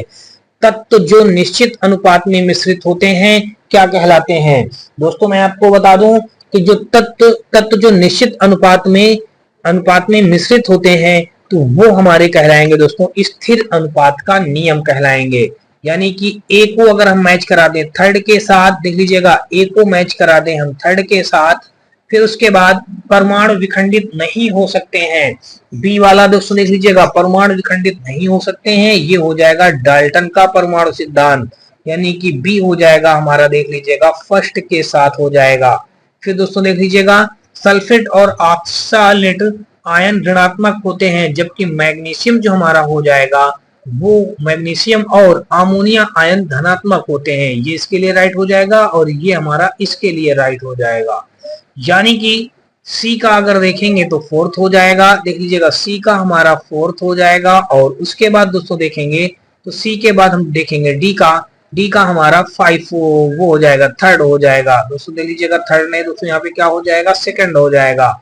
ये हो जाएगा सेकंड, इसके लिए बच रहा ना, तो सेकंड दोस्तों हमारा इस क्वेश्चन का राइट आंसर हो जाएगा। चलिए भाई आगे हम लोग देख लेंगे। और अगला क्वेश्चन यहाँ से अगर आप देखेंगे तो दोस्तों देख लीजिएगा हमारा क्या हो जाएगा, यहाँ पे दोस्तों देख लीजिएगा ये हमारा विकल्प ए के साथ मैच हो रहा है, तो 1973 का ए के साथ क्वेश्चन राइट हो जाएगा। आगे दोस्तों देख लीजिएगा 1974 नंबर, और इस पे कहा है कि निम्नलिखित में से कौन सा कथन प्रयोग करने के लिए गलत होगा। एक यौगिक का एक परमाणु एक तत्व का एक मोल, एक यौगिक का एक मोल एक तत्व का एक परमाणु। ये दोस्तों निम्नलिखित में से कौन सा कथन प्रयोग करने के लिए गलत होगा।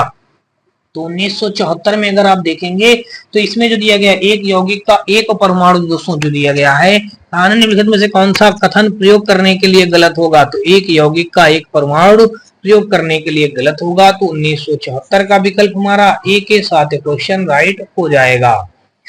आगे दोस्तों देख लीजिएगा, और इस पे हमारा देख लीजिएगा दिया गया है कि उस विकल्प का चयन करें जो दूसरे कॉलम के घटकों के साथ पहले कॉलम के घटकों से सही रूप से मेल खाता है। कैल्शियम ऑक्सीजन, अब दोस्तों देख लीजिए कैल्शियम फास्फाइड का सूत्र, CA3P2 अनबुझे चूने में उपस्थित तत्व, 0.1 मोल। इस संख्या को अवोगाड्रो नियतांक कहा जाता है। एक परमाणु या अणु को 1 ग्राम अणु द्रव्यमान के परमाणु या अणुओं की निश्चित संख्या 6.022 into 10⁻23 होती है। तो ये दोस्तों देख लीजिएगा 1975 का अगर आप देखेंगे तो इसका जो विकल्प जो हमारा राइट बनेगा वो बन जाएगा दोस्तों, देख लीजिएगा यहाँ पे, देख लीजिएगा पहले वाले का कैल्शियम और ऑक्सीजन हमारा क्या होगा, कैल्शियम और ऑक्सीजन हमारा अनबुझे चूने में उपस्थित तत्व होते हैं। फिर दोस्तों देख लीजिएगा बी का CH3P2 हमारा एक कैल्शियम फास्फाइड का सूत्र है, ठीक है। अब देख लीजिएगा 0.1 हमारा क्या है, 0.1 हमारा दिया गया है ये 2.3 ग्राम सोडियम में मौजूद होते हैं और ये हो जाएगा हमारा ये। तो दोस्तों देख लीजिएगा ये हमारा हो जाएगा, देख लीजिएगा ए का हो जाएगा सेकंड, बी का हो जाएगा फर्स्ट और सी का हो जाएगा दोस्तों देख लीजिएगा फोर्थ और डी का हो जाएगा हमारा क्या हो जाएगा, डी का हो जाएगा थर्ड हो जाएगा। तो ये दोस्तों हमारे देख लीजिएगा ऐसे हमारा कुल मिलाकर के बन जाएगा, बी का फर्स्ट हो जाएगा और फिर यहाँ पे हमारा देख लीजिए इसका सेकंड हो गया। तो ये विकल्प हमारा देख लीजिएगा कौन सा बनेगा, ये विकल्प बनेगा हमारा देख लीजिएगा डी ऑप्शन। तो डी के साथ देख लीजिएगा 1975 का हमारा डी विकल्प के साथ क्वेश्चन राइट हो जाएगा। आगे दोस्तों देख लीजिएगा 1976 नंबर, और इस पे हमारा कहा गया है कि इनमें से कौन सा पदार्थ फ्लोरोसेंट ट्यूब में उपस्थित गैस की प्रकृति के आधार पर एक विशेष रंग के साथ चमकता है। तो ये दोस्तों देख लीजिएगा प्लाज्मा जो होता है दोस्तों वो हमारा एक विशेष रूप के उसमें चमकता रहता है। तो ये प्लाज्मा हमारा इस क्वेश्चन का राइट आंसर हो जाएगा। प्लाज्मा दोस्तों देख लीजिएगा दिया गया है ए ऑप्शन पे, तो विकल्प हमारा 1976 का ए के साथ क्वेश्चन राइट हो जाएगा। आगे दोस्तों देख लीजिएगा 1976 के बाद हम लोग देखेंगे 1977 नंबर, और इस पे हमारा क्वेश्चन देख लीजिएगा दिया गया है, कहा गया है कि निम्नलिखित कथन पर विचार कीजिए। एक वास्तविक गैस परफेक्ट गैस के नियम का पालन करती है जब बहुत उच्च तापमान, उच्च दाब, कम दाब, इनमें से कौन सा कथन सही है। केवल एक तथा तीन, केवल दो, केवल तीन। तो दोस्तों देख लीजिएगा 1977 का अगर हम देखेंगे तो विकल्प जो हमारा हो जाएगा बी वाला ऑप्शन 1 तथा 3 हमारा इस क्वेश्चन का राइट आंसर हो जाएगा। देख लीजिएगा 1 और 3 दोस्तों देख लीजिएगा उच्च तापमान और कम दाब। तो देखिए एक वास्तविक गैस परफेक्ट गैस के नियम का पालन करती है जब बहुत उच्च तापमान हो, जब बहुत कम दाबमान हो। 1 और 3 देख लीजिएगा दिया गया बी ऑप्शन पे, तो 1977 का हमारा विकल्प नंबर बी के साथ क्वेश्चन राइट हो जाएगा। आगे दोस्तों देख लीजिएगा 178 नंबर, और इस पे हमारा कहा गया है कि निम्नलिखित में से कौन सा कथन सत्य अथवा असत्य हो जाएगा। असत्य कथन हमको बात बताना है कि गलत कौन सा हो जाएगा। असंतुलित रासायनिक समीकरण में अभिकारकों और उत्पादों में विभिन्न तत्वों के परमाणुओं की संख्या समान होती है। बी में कहा है असंतुलित रासायनिक समीकरण में अभिकारकों और उत्पादों में एक या अधिक तत्वों के परमाणुओं की संख्या असमान होती है। फिर कहा गया है कि ए और बी दोनों असत्य हैं, केवल ए ही असत्य है। ए और बी दोनों सत्य हैं, केवल बी ही असत्य है। तो 1978 का अगर आप देखेंगे तो विकल्प हो जाएगा हमारा सी। दोस्तों देख लीजिएगा ए और बी दोनों सत्य हैं। देख लीजिएगा ए और बी देख लीजिए ये भी सत्य हो जाएगा, ये भी सत्य हो जाएगा, दिया गया सी ऑप्शन पे। तो 1978 का देखेंगे तो विकल्प नंबर हमारा सी के साथ क्वेश्चन राइट हो जाएगा। आगे दोस्तों देख लीजिएगा 1978 के बाद हम लोग देखेंगे 1979 नंबर, और इस पे हमारा कहा है कि ठोस CO2 को शुष्क बर्फ में क्यों कहा जाता है। ठोस CO2 को शुष्क बर्फ क्यों कहा जाता है। यह शुष्क है लेकिन ठंडी है, या CO2 का समस्थानिक है। जब दाब को 1 एटमॉस्फेयर कम किया जाता है तो यह सीधे गैसीय अवस्था में परिवर्तित हो जाती है। यदि इसे ठंडा किया जाए तो यह सीधे गैसीय अवस्था में परिवर्तित हो जाता है। तो 1979 का दोस्तों अगर आप देखेंगे तो विकल्प नंबर जो हमारा सी दिया गया है, जब दाब को 1 एटमॉस्फेयर कम किया जाता है तो यह सीधे गैसीय अवस्था में परिवर्तित हो जाती है, दिया गया है सी ऑप्शन पे। तो 1979 का विकल्प नंबर हमारा सी के साथ क्वेश्चन राइट हो जाएगा। आगे दोस्तों देख लीजिएगा 1980 नंबर, और इसमें कहा है कि सूखी बर्फ यानी कि ड्राई आइस क्या है। सूखी बर्फ यानी कि ड्राई आइस क्या है। ये सूखा हुआ बर्फ है, रेगिस्तान में जमी हुई बर्फ है, कार्बन डाइऑक्साइड का ठोस रूप है, हाइड्रोजन पेरोक्साइड का ठोस रूप है। तो ये दोस्तों अगर आप देखेंगे तो ये हो जाएगा हमारा देख लीजिएगा सूखी बर्फ यानी ड्राई आइस क्या है। तो सूखी बर्फ दोस्तों हमारी जो होती है वो हो जाएगा दोस्तों कार्बन डाइऑक्साइड का ठोस रूप होता है। कार्बन डाइऑक्साइड का क्या होता है? ठोस रूप हो जाएगा। ये दिया गया सी ऑप्शन पे, तो 1980 का विकल्प नंबर सी के साथ क्वेश्चन राइट हो जाएगा। आगे कहा है निम्न में से किस तत्व को वंडर एलिमेंट यानी कि वंडर एलिमेंट के नाम से जाना जाता है? तो टाइटेनियम को वंडर एलिमेंट के नाम से जाना जाता है। ये दिया गया है सी ऑप्शन पे, तो विकल्प हमारा सी के साथ क्वेश्चन राइट हो जाएगा। आगे दोस्तों देख लीजिएगा 1982 नंबर, और इस पे कहा गया है निम्नलिखित में से कौन सा रासायनिक प्रतीकों के बारे में सच नहीं है? या तत्वों के नामों के लिए एक आशुलिपि शॉर्ट हैंड संकेतन है, या प्रतीक एक या दो अक्षरों के होते हैं। ये जेम्स चैडविक और जे थॉमसन द्वारा प्रस्तावित किए गए थे। क्लोरीन के लिए रासायनिक प्रतीक CI है। तो दोस्तों देख लीजिएगा सारे गलत हैं। यहाँ पे जो राइट हो जाएगा 1982 में देखेंगे जो सी दिया गया है ये जेम्स चैडविक और जे थॉमसन द्वारा प्रस्तावित किए गए हैं। क्या रासायनिक प्रतीकों के बारे में सच नहीं है? ये जो सच नहीं है दोस्तों जो इसने बताया है ये देख लीजिएगा जेम्स चैडविक और जे थॉमसन द्वारा प्रस्तावित किए गए हैं, ये बात हमारी गलत हो जाएगी, ये सच नहीं है। ये 1982 का विकल्प नंबर हमारा सी के साथ क्वेश्चन राइट हो जाएगा। सही मिलान के लिए देखिए मरकरी को दोस्तों हम किससे मिला देंगे? मरकरी को हम दोस्तों देख लीजिएगा मैनोमीटर से। मरकरी को हम किससे मिलाएंगे? मैनोमीटर से मिलाएंगे। और फिर देखिए जर्मेनियम को दोस्तों हम मिलाएंगे सेमीकंडक्टर से। जर्मेनियम को हम सेमीकंडक्टर से। मिथाइल एल्कोहल को वुड नैफ्था से। देख लीजिएगा मिथाइल एल्कोहल को वुड नैफ्था बिल्कुल सही है। और नाइक्रोम को रेजिस्टेंस वायर से। तो कुल मिलाकर के अगर आप देखेंगे तो देख लीजिएगा ये दिया गया है ए ऑप्शन, तो 1983 का विकल्प नंबर हमारा ए के साथ क्वेश्चन राइट हो जाएगा। आगे दोस्तों देख लीजिएगा 1984 नंबर, और इस पे कहा है कि निम्नलिखित का सही मिलान करें। पेट्रोलियम ईथर क्या है एक प्रकार का? पेट्रोलियम ईथर हमारा एक प्रकार का दोस्तों देख लीजिएगा यहाँ पे क्या है? ड्राई क्लीनिंग के लिए इसमें विलायक है। ड्राई क्लीनिंग के लिए एक विलायक है, तो इसको हमने सेकंड से मिलान कर दिया। पैराफिन मोम क्या है? तो पैराफिन मोम दोस्तों मलहम और कॉस्मेटिक्स है। देख लीजिएगा पैराफिन मोम हमारा मरहम और कॉस्मेटिक है। और फिर एस्फाल्ट और कोक क्या है? देख लीजिएगा एस्फाल्ट और कोक हमारा है छत सड़क निर्माण के उसमें आता है। तो ये दोस्तों देख लीजिएगा बिल्कुल सही दिया गया है। और गैसोलीन दोस्तों हमारा देख लीजिएगा हो जाएगा ईंधन के लिए प्रयोग होता है। देख लीजिएगा बहुत आगे हम लोग निकल गए हैं, तो वापस से पीछे चलते हैं। देख लीजिएगा बारी बारी से हम पीछे चलेंगे, और यहाँ पे थोड़ा सा देख लीजिएगा, हाँ ये हमारा हो जाएगा दोस्तों देख लीजिएगा यहाँ पे ये हो जाएगा ईंधन के लिए हो जाएगा। तो कुल मिलाकर देख लीजिएगा पी को हमने किससे मिलाया? सेकंड से मिलाया। फिर क्यू को हमने किससे मिलाया? फोर्थ से मिलाया। फिर पी क्यू आर को हमने किससे मिलाया? थर्ड से मिला दिया। और पी क्यू आर एस को किससे मिलाया? फर्स्ट से मिला दिया। तो दोस्तों देख लीजिएगा ये हमारा कहाँ पे दिया गया? एस को फर्स्ट से, आर को थर्ड से, क्यू को फोर्थ से, क्यू को फोर्थ से, देख लीजिएगा पी को सेकंड से, क्यू को फोर्थ से, आर को थर्ड से और एस को फर्स्ट से। ये दिया गया है बी ऑप्शन। तो 1984 का देखेंगे तो विकल्प हमारा बी के साथ क्वेश्चन राइट हो जाएगा। आगे दोस्तों देख लीजिएगा 1985 नंबर, और यहाँ पे हमारा देख लीजिएगा दिया गया है, कहा गया कि 2015 में निम्नलिखित में से किसकी मैटर के नए स्टेट के रूप में खोज की गई थी? निम्नलिखित में से किसकी मैटर के नए स्टेट के रूप में खोज की गई थी? तो जॉन जो थे टेलर धातु ने इन्होंने ऐसा किया था। 1985 का विकल्प नंबर हमारा बी के साथ देखेंगे तो क्वेश्चन राइट हो जाएगा। आगे दोस्तों देख लीजिएगा 1986 नंबर, और इस पे कहा है कि इनमें से किसे फल पकाने के लिए प्रयोग किया जाता है? कैल्शियम कार्बाइड का, अमोनियम नाइट्रेट का, एसिटिलीन का, कैल्शियम कार्बाइड और एसिटिलीन दोनों का।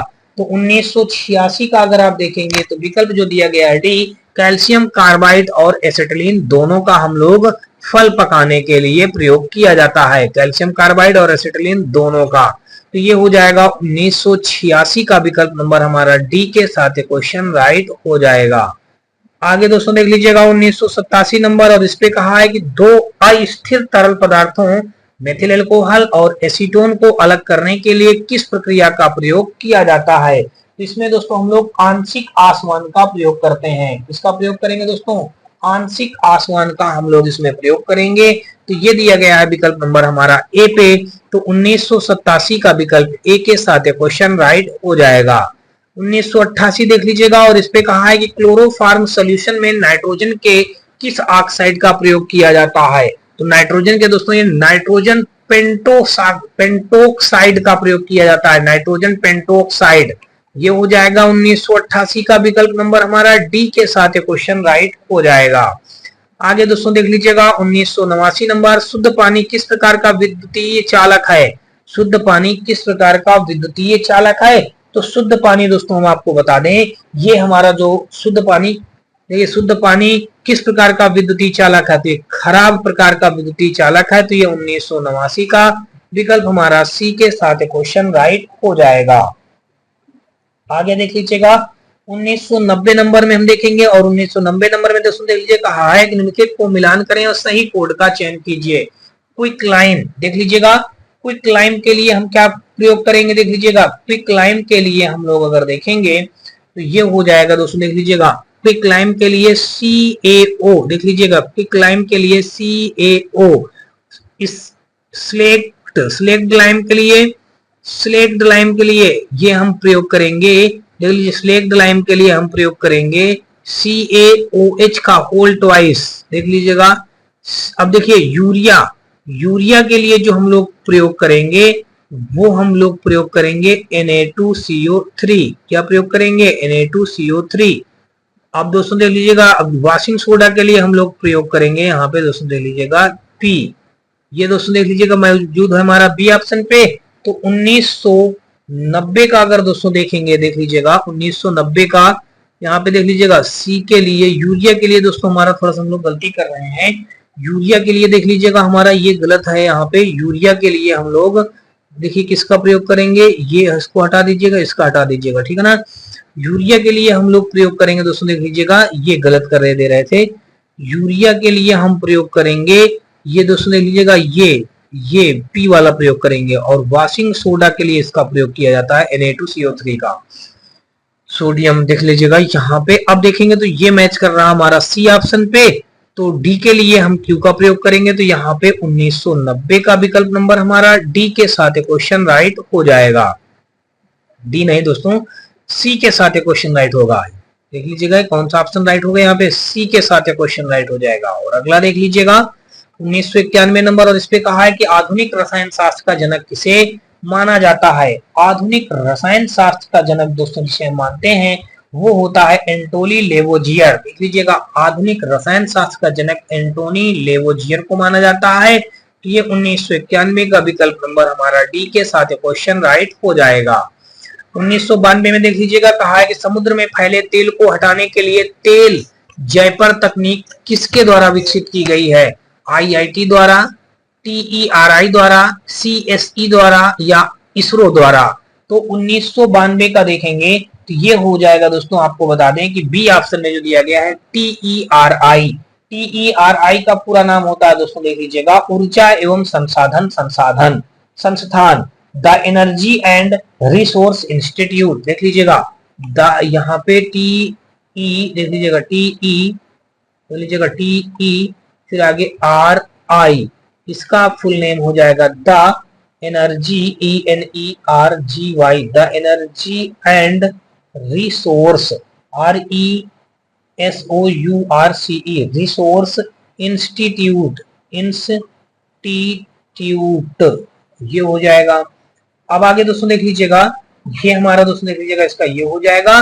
तो ये हमारा देख लीजिएगा बी ऑप्शन हमारा हो जाएगा। इसको हिंदी में बोलेंगे तो ऊर्जा एवं संसाधन। देख लीजिएगा यहाँ पे हम लिख देंगे ऊर्जा एवं संसाधन। देखिए क्या लिखेंगे, संसाधन, ऊर्जा एवं संसाधन संस्थान। क्या लिखेंगे, संस्थान। ये हो जाएगा। और इस पे दोस्तों देख लीजिएगा हमारा बी विकल्प के साथ क्वेश्चन राइट हो जाएगा। 1992 का विकल्प नंबर हमारा बी के साथ क्वेश्चन राइट बन जाएगा। आगे दोस्तों देख लीजिएगा, और अगला क्वेश्चन हमारा देख लीजिएगा दिया गया है 1993 नंबर, और इस पे हमारा देख लीजिएगा दिया गया है, इस पे कहा गया है कि HCFCS का विस्तार है high density chloroform carbon, hydrochlorofluorocarbon, hydrate chlorofluorocarbon, heated chlorofluorocarbon. तो 1993 का अगर आप देखेंगे तो ये हो जाएगा विकल्प नंबर बी, हाइड्रोक्लोरोफ्लोरोकार्बन। ये देख लीजिएगा दिया गया है हाइड्रोक्लोरोफ्लोरोकार्बन दिया गया है बी ऑप्शन पे। तो विकल्प नंबर हमारा बी के साथ ये क्वेश्चन राइट हो जाएगा। नेक्स्ट क्वेश्चन दोस्तों देख लीजिएगा, और अगला क्वेश्चन यहाँ पे देख लीजिए दिया गया, कह रहा सही मिलान कीजिए, आविष्कार और खोज दिया गया, वैज्ञानिक उनके आविष्कार दिए गए हैं। आप देख लीजिएगा, देखिए इलेक्ट्रॉन देख लीजिएगा, इलेक्ट्रॉन का अगर आप देखेंगे तो इलेक्ट्रॉन का खोज किसने किया था, तो जे इलेक्ट्रॉन देख लीजिएगा, इलेक्ट्रॉन की खोज दोस्तों जे थॉमसन ने किया था। प्रोटॉन की खोज देखिए रदरफोर्ड ने किया था। और देख लीजिएगा डायनामाइट, देख लीजिएगा डायनामाइट की खोज किसने किया था, तो डायनामाइट के देखेंगे तो अल्फ्रेड नोबेल ने किया था। अल्फ्रेड नोबेल देख लीजिए, डायनामाइट की अल्फ्रेड नोबेल ने किया था। बचा डायनमो की खोज माइकल फैराडे ने किया था। डायनमो की खोज माइकल फैराडे ने किया था। तो ये दोस्तों देखेंगे तो विकल्प हमारा सी के साथ क्वेश्चन राइट हो जाएगा। तो 1994 का विकल्प नंबर हमारा सी के साथ क्वेश्चन राइट हो जाएगा। और नेक्स्ट देखेंगे 1995 नंबर, और इस पे कहा है कि स्टर्लिंग सिल्वर के न्यूनतम 1000वें भाग की शुद्धता या खरापन क्या है। देख लीजिएगा, स्टर्लिंग सिल्वर के न्यूनतम 1000वें भाग की शुद्धता क्या है, तो वो हो जाएगा 925 हो जाएगा। इसकी शुद्धता या खरापन शुद्धता दोस्तों क्या हो जाएगा, 925 दोस्तों देख लीजिएगा बी ऑप्शन पे दिया गया है। तो 1995 का विकल्प नंबर हमारा बी के साथ क्वेश्चन राइट हो जाएगा। आगे दोस्तों देख लीजिएगा 1996 नंबर, और इसमें कहा है कि म्यूसिलीज देख लीजिएगा क्या लिखा है, म्यूसिलीज को पानी के साथ मिश्रित करने पर उसे किस रूप में इस्तेमाल किया जा सकता है, टूथपेस्ट के रूप में, कीट निरोधक के रूप में, गोंद के रूप में, च्युइंगम के रूप में, च्युइंगम के रूप में। तो ये हो जाएगा 1996 का विकल्प नंबर जो सी, हम इसको गोंद के रूप में प्रयोग कर सकते हैं। देख लीजिएगा म्यूसिलीज को पानी के साथ मिश्रित करने पर उसे किस रूप में इस्तेमाल किया जा सकता है, तो गोंद के रूप में इस्तेमाल किया जा सकता है। ये विकल्प हो जाएगा हमारा सी। और नेक्स्ट देखेंगे हम लोग 1997 नंबर, और इस पे कहा गया है गैस की लौ का कौन सा भाग सर्वाधिक गर्म होता है, चमकदार भाग, बिना चमकदार भाग, नीला, गहरा। तो 1997 का देखेंगे तो विकल्प नंबर जो हमारा सी दिया गया है नीला। देख लीजिएगा नीला ये दिया गया है 1997 का हमारा सी के साथ क्वेश्चन राइट हो जाएगा। आगे देख लीजिएगा 1998 में कहा है कि आलू के चिप्स को तलने पर ऑक्सीडेशन के कारण तेल के बासी होने से रोकने के लिए चिप्स के लिफाफों को किस गैस से भरा जाता है, ऑक्सीजन गैस से, हाइड्रोजन गैस से, या नाइट्रोजन गैस से, या फिर दोस्तों क्लोरीन गैस से।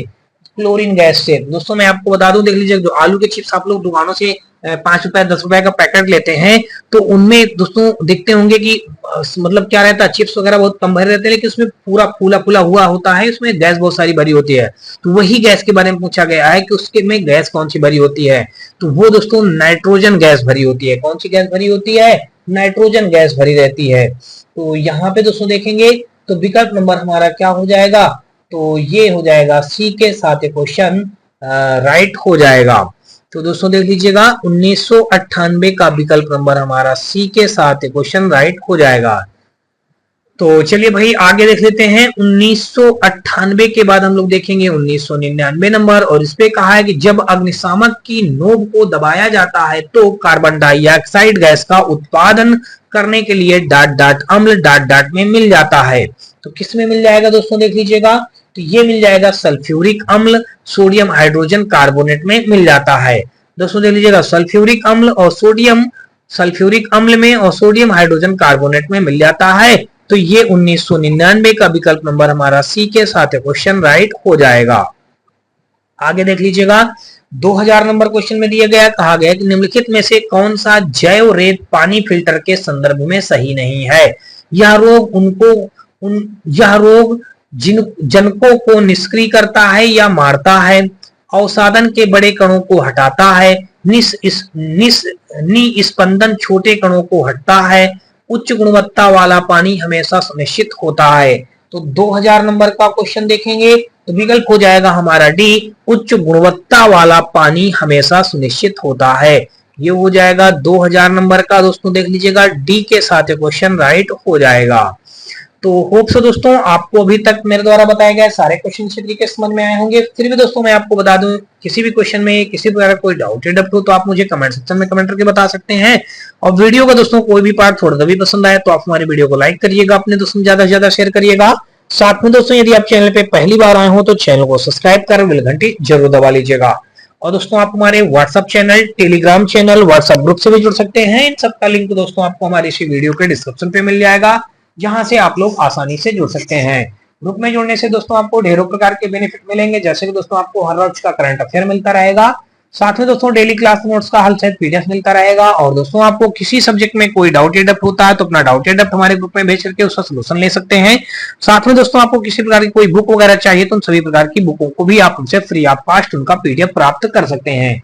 तो ये सारे बेनिफिट है दोस्तों आपको हमारे ग्रुप में जुड़ने से। तो कहीं ना कहीं दोस्तों आप लोग ज्यादा से ज्यादा संख्या में आप हमारे ग्रुप से जुड़िएगा और इन सभी बेनिफिटों का लाभ जरूर से जरूर लीजिएगा।